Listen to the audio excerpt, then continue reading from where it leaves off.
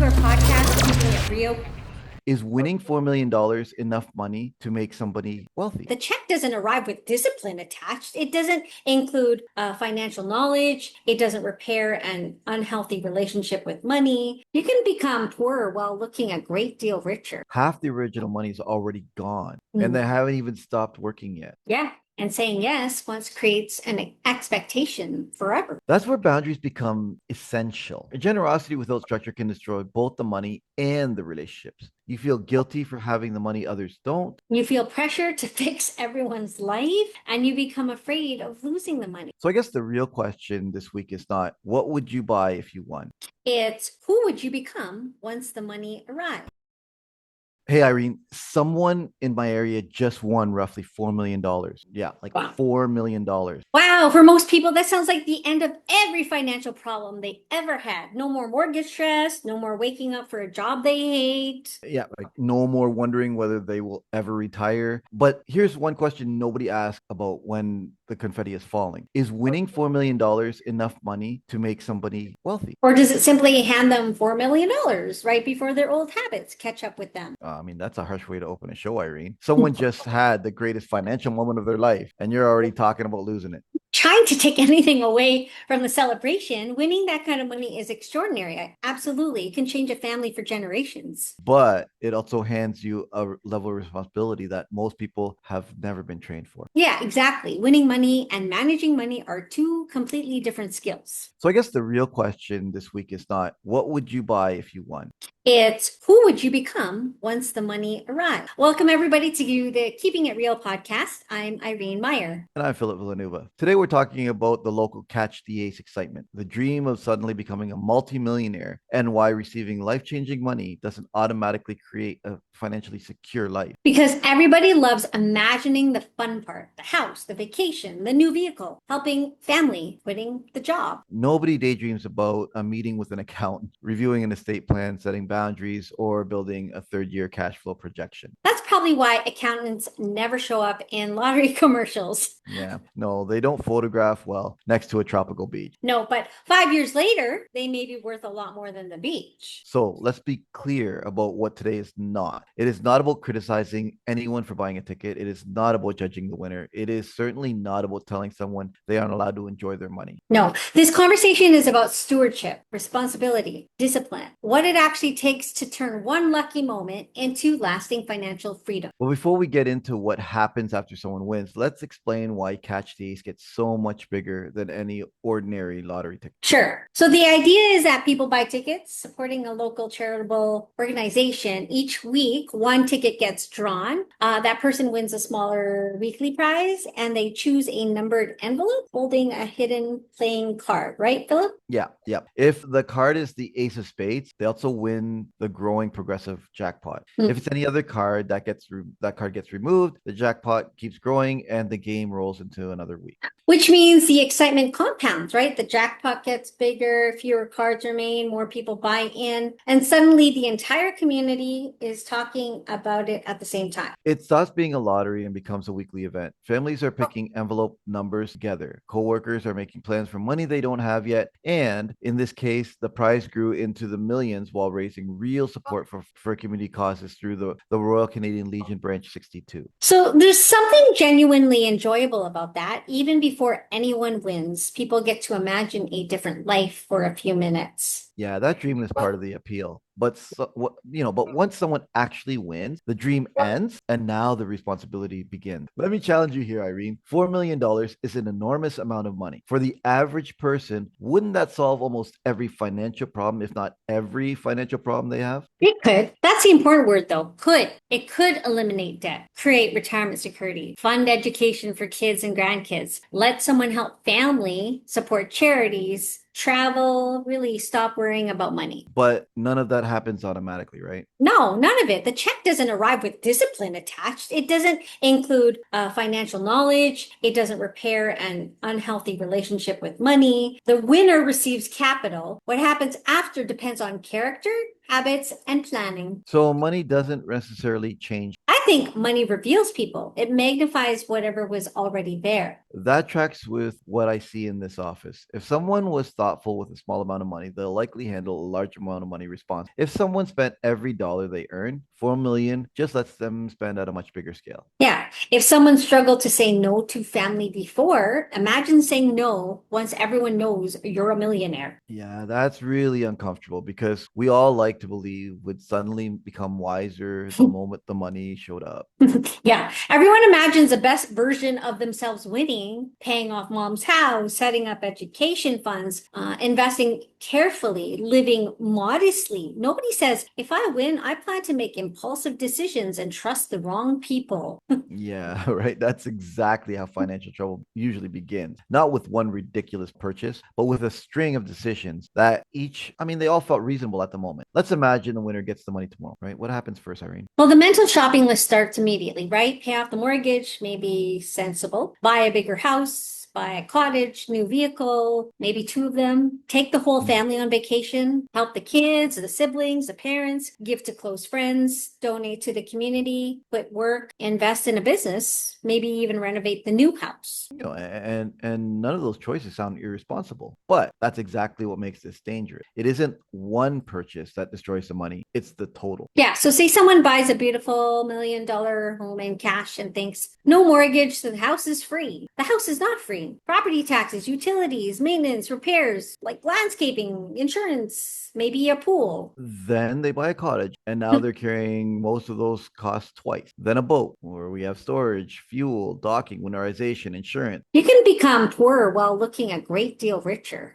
Yeah, that's one of the great financial illusions I run into with clients. People see the assets, they don't see the carrying cost. They see the beautiful vehicle, not the annual cost of the lifestyle around it. I was just A reading. lottery winner can have zero employment income, millions in assets, and still create a serious cash flow problem. Which sounds impossible until you actually break it down. Wealth isn't only what you own, it's your ability to sustain what you own. Someone wins $4 million tomorrow, calls you for advice. What's the first thing that you would tell them, Irene? Nothing. Nothing? No, for a little while, yes. Don't quit your job. Don't promise anything to anyone. Don't buy the house this weekend. Don't invest in your cousin's business on Monday. Don't lend money to the first emergency that shows up. Pause, secure the money, let the emotion settle, build a professional team, understand what you actually have, then start designing the life that you want. Exactly. How long would you wait, Irene? Well, there's no magical number, but maybe 30 to 60 days of deliberate restraint can prevent years of regret. Someone has probably waited their entire life for this moment. Another 60 days probably won't hurt them. Yeah, but wouldn't that feel almost impossible? You're sitting on a 4 million, you're sitting on 4 million bucks and still going to work Tuesday morning. Yeah, I guess it would be difficult, but that's the first real test, right, Philip? Can you control the money or does the money start controlling you? I'm not saying keep working forever. I'm just saying don't make a permanent decision in the middle of an emotional high. Yeah, winning creates adrenaline, attention, pressure, urgency, and urgency is rarely the best environment for any major financial decision. Irene, would you tell people? That depends on the rules around the prize and what becomes public. But personally, I keep the circle as small as possible. And that's not because everyone around you is dishonest, because once people know, relationships change. Yeah, even the good ones, right? A sibling remembers every time they ever helped you now, all of a sudden, right? A friend suddenly has a business opportunity. A relative decides you should share because you didn't earn this money through work.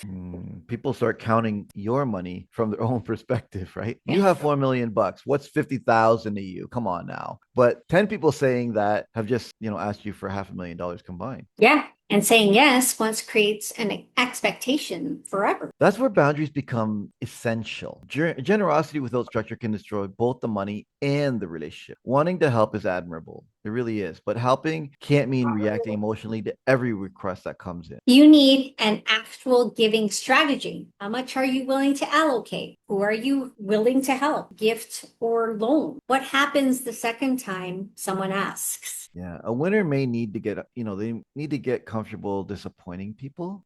Yeah, that might be one of the most important skills, I think, of sudden wealth. You cannot become everyone's emergency fund. Earlier you mentioned a professional team. Who should actually be at that table? It depends on the situation, but generally legal guidance, accounting and tax guidance, estate planning support, and a qualified professional, financial professional who looks at the whole picture instead of trying to sell a product.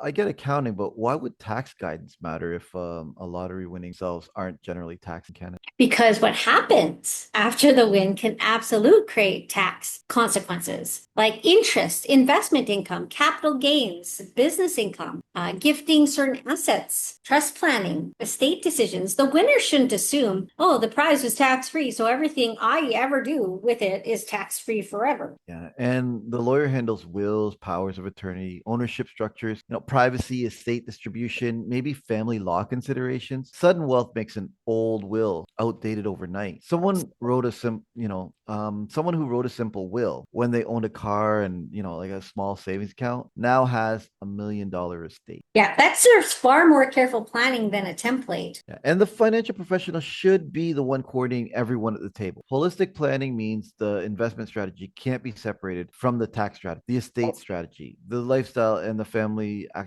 actual goals. Yeah. The winner doesn't need a pile of unrelated products. They need one coordinated plan. Most people assume the first financial question is, how should I invest $4 million?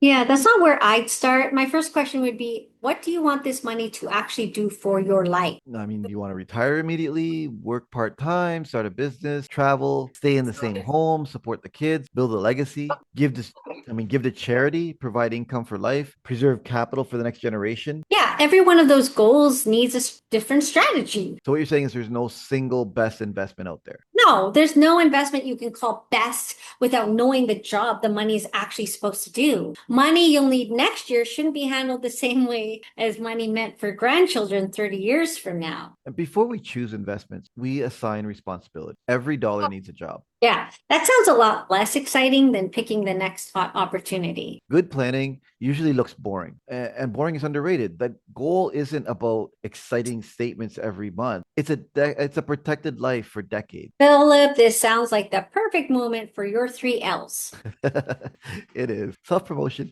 People assume the 3 L's only matter when someone is trying to build wealth from scratch. They may matter even more once wealth actually arrives. Well, then let's walk us through them. The first is locked in capital, the portion protecting the future, retirement income, long-term investments, legacy, and education funding, estate goals. Money that shouldn't be casually spent. The winner has to decide how much of this needs to be protected from me, from other people, and from short-term emotion. Protected from me is a very powerful phrase. Yeah, sometimes our biggest financial threat is in the market. It's our own behavior. Locked in capital draws a line that says today's excitement doesn't override tomorrow's responsibility. So the second is liquidity capital, right, Philip? The accessible money, cash reserves, near-term spending, emergency funds, planned purchases. Enough liquidity that you're never forced to sell long-term investments every time something comes up.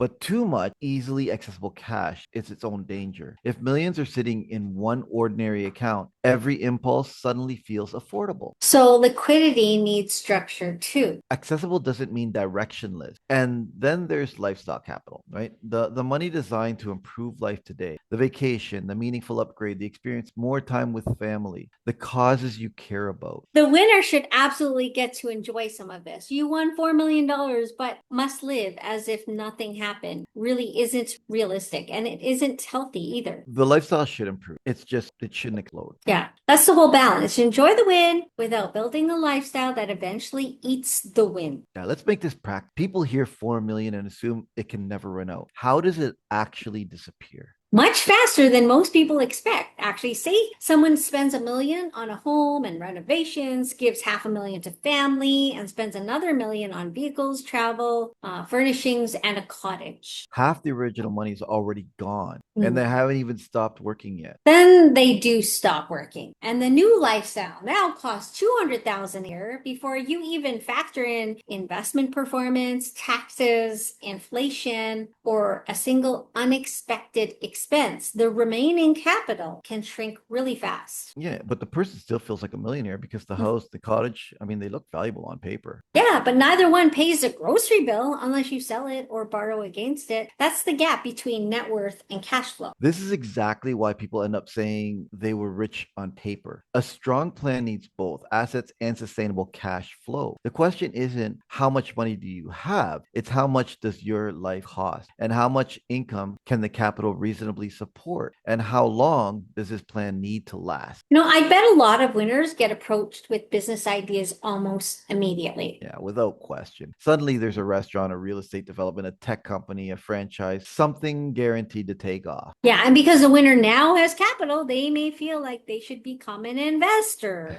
Yeah, having capital doesn't automatically make you qualified to evaluate a business. Someone who's never reviewed a balance sheet or studied an industry shouldn't drop hundreds of thousands into a private company because the pitch was exciting. So what if it's a close friend asking? Yeah, that makes it tough. Now there's emotional pressure attached. If the business fails, you may lose the money and the friendship in the same afternoon. Now, there's nothing wrong with putting a limited amount toward higher risk opportunities as long as the person understands the risk, does real due diligence, and can afford to lose it completely. Yeah, but the foundation should never get gambled because someone was afraid to say no. Yeah. So we've talked a lot about the money. What happens emotionally? That might be the least understood part of sudden wealth. Imagine waking up one day and your entire financial identity has changed. You may not need your job anymore, right? You're not sure whom to trust. People treat you differently. You feel guilty for having the money others don't. You feel pressure to fix everyone's life, and you become afraid of losing the money. Every purchase becomes symbolic almost. Every request from someone else becomes a test. That doesn't exactly sound like a, instant. No, money removes certain stresses, but it introduces new ones, right? Some winners miss the structure of work. They lose a sense of purpose. Their social circle shifts. Yeah, I mean, partners, relationships can disagree about spending. One wants to preserve everything, the other wants to enjoy it right now. The kids develop expectation. Family tension that was already there get louder. They don't get quieter. That's why the plan can't focus only on returns. The winner needs time to really answer, who am I now? And maybe more importantly, who do I still want to be? Let's answer the question everyone's actually think. Would you quit your job? Not on day one.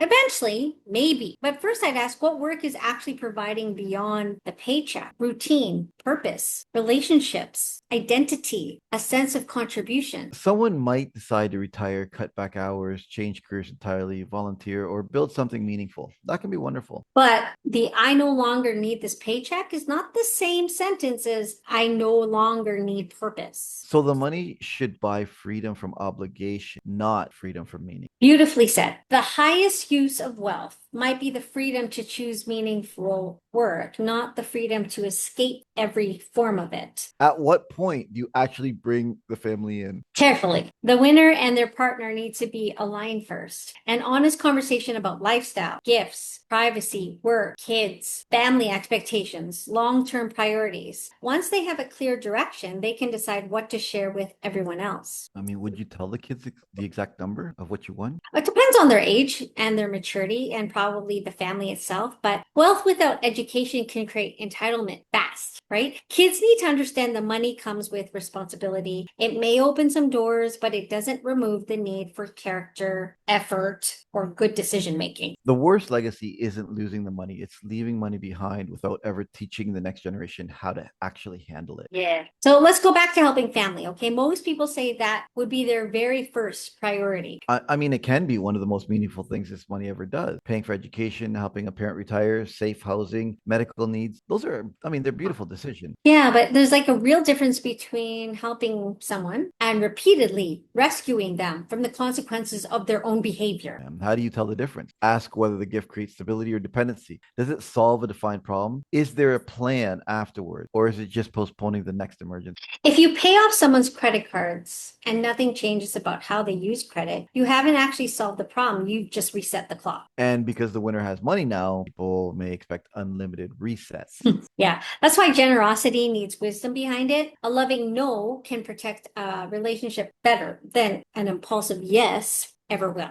So I really started this conversation assuming $4 million was simply freedom. Now it sounds like freedom plus responsibility. Yeah, that's the heart of today's episode. The winner has been handed an incredible opportunity, but the opportunity without responsibility can become waste. This money can support one extraordinary year or an extraordinary lifetime or multiple generations. The difference was never going to be luck. The luck already happened. What comes next is stewardship. Before we keep going, do us a small favor. If this conversation has already made you think differently about sudden wealth, hit like on this video, subscribe to the channel, and send it to the one person you know who always says, if I won the lottery, all my problems would be solved. Yeah, I mean, maybe they would be, but only if the winner actually prepared to solve them. We're not trying to tell anyone what to do with their money on the show. We're really just trying to help you better ask questions before life forces the decision on you. So let's get into what a responsible first year would actually look like. Okay, so walk me through the first year, Philip, not specific investment advice, the actual order of decisions. Well, phase one is protection and pause, right? Secure the ticket and the prize. Understand the privacy and legal requirements. Avoid immediate commitments. Build the professional team. Update the will and powers of attorney. Review debt, insurance, and estate needs. Decide who actually needs to know. And phase two is vision. So what life does the winner want in 5 years, 10 years, 30 years? What does enough look like? What are the family's priorities? What causes actually matter to you? What level of annual spending feels enjoyable but sustainable? Phase three is structure. Divide the capital by responsibility. Lock in for the future. Liquidity for flexibility. Lifestyle for enjoyment. Set boundaries around gifts and loans. Build a tax-aware investment and income strategy with qualified professionals. Phase four is gradual implementation. One major decision at a time. Pay off debt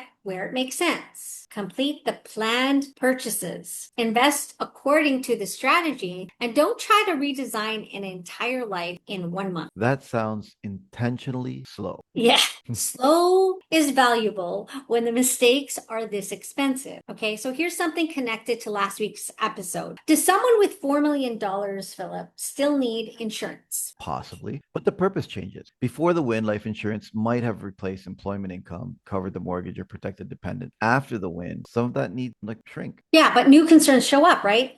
Estate liquidity, tax triggered at death, charitable giving, business agreements, equalizing inheritances, protecting family wealth. No, insurance should never stay unchanged just because it was purchased before the win. The whole protection strategy needs a fresh review in the context of this new financial life. Yeah, so becoming wealthy doesn't automatically mean canceling everything. It doesn't automatically mean buying more either. It means asking, what job is this policy actually doing now? If it no longer has a job, change it, right? If the new estate creates a need, address it. The plan evolves with the person. I have to ask you personally, Irene, what would you actually do? Well, I'd make sure my family has security first. I'd eliminate any debt that wasn't serving a purpose. I'd build a long-term income structure so the money supports our lives instead of slowly disappearing. Would you still work? Yes. I don't think my purpose disappears the moment financial pressure does. I'd probably structure my time differently, maybe even invest into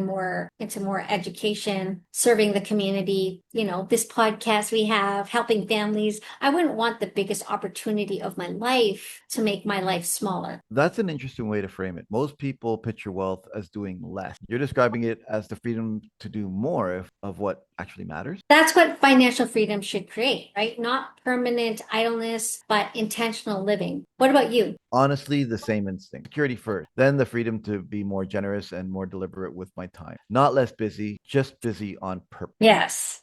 So is winning the lottery the finish line? Not even close. It's the starting line of a completely different financial life. Before the win, the challenge is building a wealth. After the win, the challenge becomes preserving it, using it meaningfully, and making sure it improves your life without swallowing your identity. Yeah, most people train for years to earn a high income. A lottery winner gets handed the responsibility really overnight with no gradual learning and no years of increasingly complex decisions. One day you're managing a normal household budget. The next day you're responsible for a multi-million-dollar estate. That's exactly why humility matters here. Yeah, the smartest sentence a winner can say might be, I don't know enough yet to make this decision. I want to finish on legacy because $4 million could change more than one person's life. Yeah, that's the most inspiring possibility in this whole conversation, really. Picture the winners, grandchildren talking about this decades from now. They could say, my grandparents won $4 million, spent it quickly, and for a few years, life was incredible. Or they could say, my grandparents won $4 million,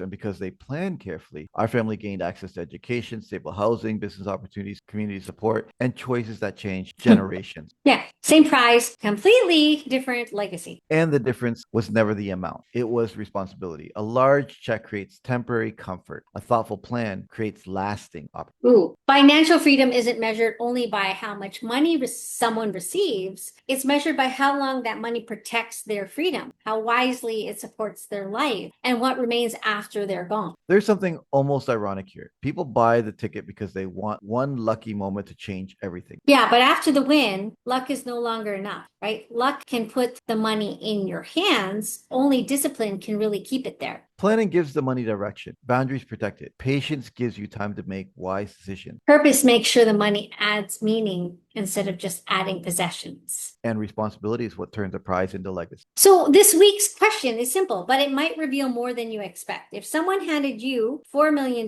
today, would it change your financial habits? Or would it just magnify the habits you already have? Would you know what enough looks like? Would you know whom to trust? Could you say no? Could you wait? Could you enjoy the money without letting your lifestyle consume it? And most importantly, what would you want that money to accomplish long after the excitement of winning had faded? Congratulations to the local winner. We genuinely hope this becomes an incredible blessing for them, their family, and this community. Yeah, and to everyone who's ever dreamed of winning, keep dreaming. But do something even more powerful. Start building today the habits that would let you handle wealth tomorrow. Budget before you have millions. Invest before the stakes are enormous. Set boundaries before everyone starts asking. Whether you're planning for a windfall or just planning for a stronger year ahead, this is exactly the kind of conversation we have with clients every week and would love to have it with you. Everything you need to reach Irene and me is in the description box below. Reach out, ask your questions, and let's figure out what enough actually looks like for your life, not someday, but starting now. Thank you for joining us. Keep asking better questions, keep building with intention, and remember, winning can change your bank account overnight. Planning is what changes your life. And that is keeping it real.